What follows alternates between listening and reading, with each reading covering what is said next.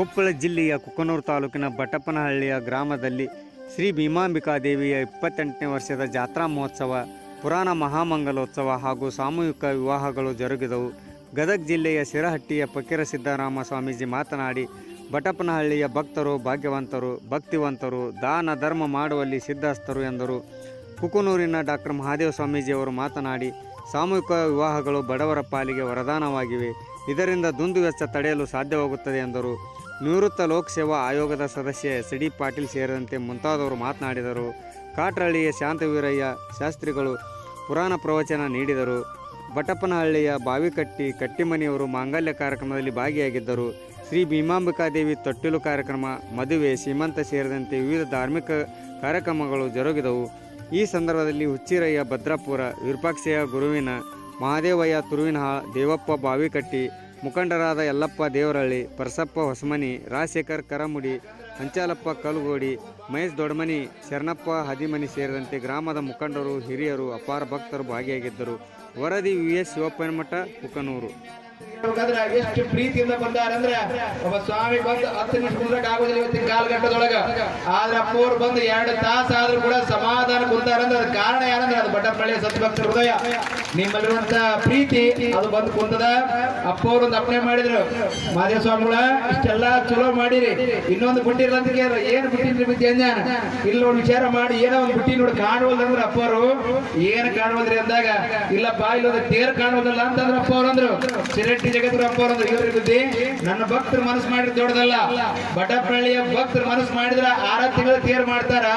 ನಾವೇನು ಅವರಿಗೆ ಹೇಳಿದೆವು, ನೀವು ಭೀಮಮ್ಮನ ಗುಡಿಯನ್ನ ಬಹಳ ಚೆನ್ನಾಗಿ ಕಟ್ಸಿರಿ, ಪುರಾಣ ಬಹಳ ಚೆನ್ನಾಗಿ ನಡೆಸ್ತೀರಿ, ಸಾಮೂಹಿಕ ಲಗ್ನ ನಡೆಸ್ತೀರಿ, ಎಲ್ಲ ಜನರ ಒಕ್ಕಟ್ಟಿನ ಸಂಕೇತವಾಗಿ ರಥೋತ್ಸವ ನಡೆದರೆ ಬಹಳ ಚಲೋ ಅನ್ನುವಂಥ ವಿಚಾರವನ್ನು ಹೇಳಿದೆವು.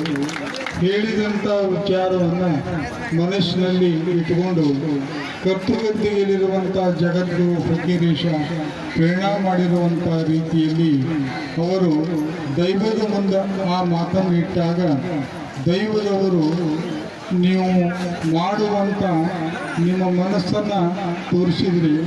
ಈ ಲಿಸ್ಟ್ ಮಾಡಿದ್ದನ್ನು ನೋಡಿದರೆ ಸುಮಾರು 10 ಲಕ್ಷ ರೂಪಾಯಿ ಲಿಸ್ಟನ್ನು ಮಾಡಿದ್ರಿ. ಭಾಳ ದೊಡ್ಡ ಕಾಣಿಕೆ, ಇನ್ನೂ ಕೊಡೋರು ಭಾಳ ಬಂದಿದ್ದಾರೆ. ಈ ತೇರು ನಿರ್ಮಾಣ ಆಗಿ ಗುಡಿಯ ಮುಂದೆ ನಿಲ್ಲಬೇಕಂದ್ರೆ ಸುಮಾರು 25 ಲಕ್ಷ ರೂಪಾಯಿ ಖರ್ಚಾಗ್ತಾ ಇದೆ. ಅಷ್ಟು ಖರ್ಚಿನ ಇದು.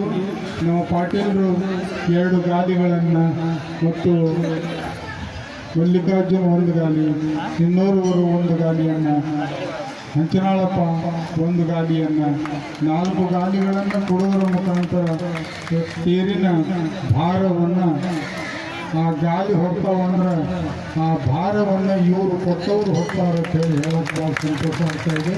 ಅದಕ್ಕೆ ತೇರು ಬೇಗನೆ ತಯಾರಾಗಲಿ.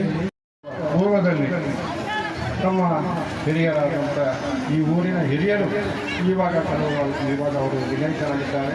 ಅವರನ್ನು ಕೂಡ ಈ ಒಂದು ಸಂದರ್ಭದಲ್ಲಿ ನೆನೆಸ್ಕೊಳ್ಳುತ್ತಾ ಅವರು ಹಾಕಿಕೊಟ್ಟಂಥ ಒಂದು ದಾರಿಯಲ್ಲಿ ನಾವು ಈ ಪುರಾಣವನ್ನು ಪ್ರತಿ ವರ್ಷ ನಮ್ಮ ಗ್ರಾಮದ ಗುರು ಹಿರಿಯರು ನಡೆಸ್ಕೊಂಡು ಬರ್ತಾ ಇದ್ದಾರೆ. ಒಂದು ವಿಶೇಷ ಅಂತ ಹೇಳಿದರೆ, ಈ ಗ್ರಾಮದಲ್ಲಿ ಅತಿ ಒಗ್ಗಟ್ಟು. ಯಾವುದೇ ಒಂದು ಕಾರ್ಯಕ್ರಮ ಮಾಡಬೇಕಾದ್ರೆ ಶಿಸ್ತೆ ಭಕ್ತಿ ಪೂರ್ವಕವಾಗಿ ನಿಷ್ಠೆಯಿಂದ